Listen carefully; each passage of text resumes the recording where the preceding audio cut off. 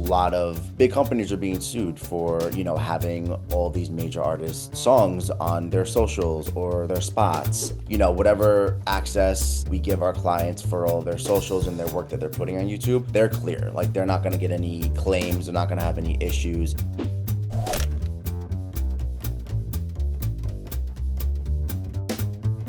We were back in the day primarily unscripted TV. We were, working a lot with ad agencies.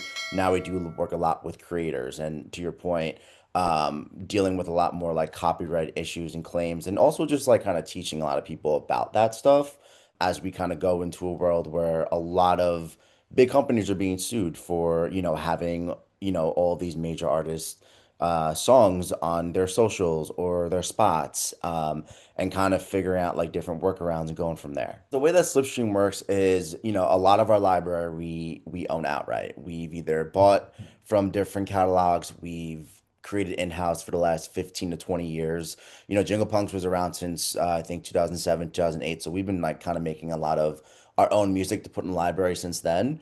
But we also rep a lot of catalogs, and sometimes rep catalogs will have different deals with different music companies, other partners or other I should say other competitors.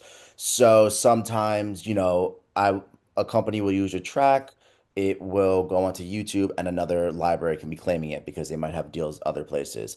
For us, I mean, I know we now work primarily on like an exclusive deal with a lot of artists, so we don't run into those issues. So usually, I mean, like a lot of people, when they hear royalty free, they think they don't have to pay for it, which is kind of not true. So I think that's where a lot of the miscommunication comes in. And it's kind of important that, we kind of teach our clients as well. I mean, whatever access, we give our clients for all of their socials and their work that they're putting on YouTube, they're clear. Like, they're not going to get any claims, they're not going to have any issues.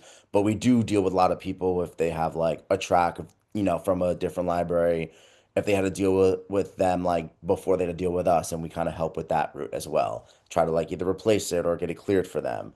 And we still deal, I think a lot of it is when we have our creator deals and we have our enterprise deals. I mean, we usually don't run into many copyright claims anymore because, our clients make sure our clients have the right access and the right music to put on socials, that they're not going to get, any copyright claims or, we don't, nobody really deals with copyright strikes at all. It's just really just claims that could come in here and there, but we handle them within like, a few hours if that is the case.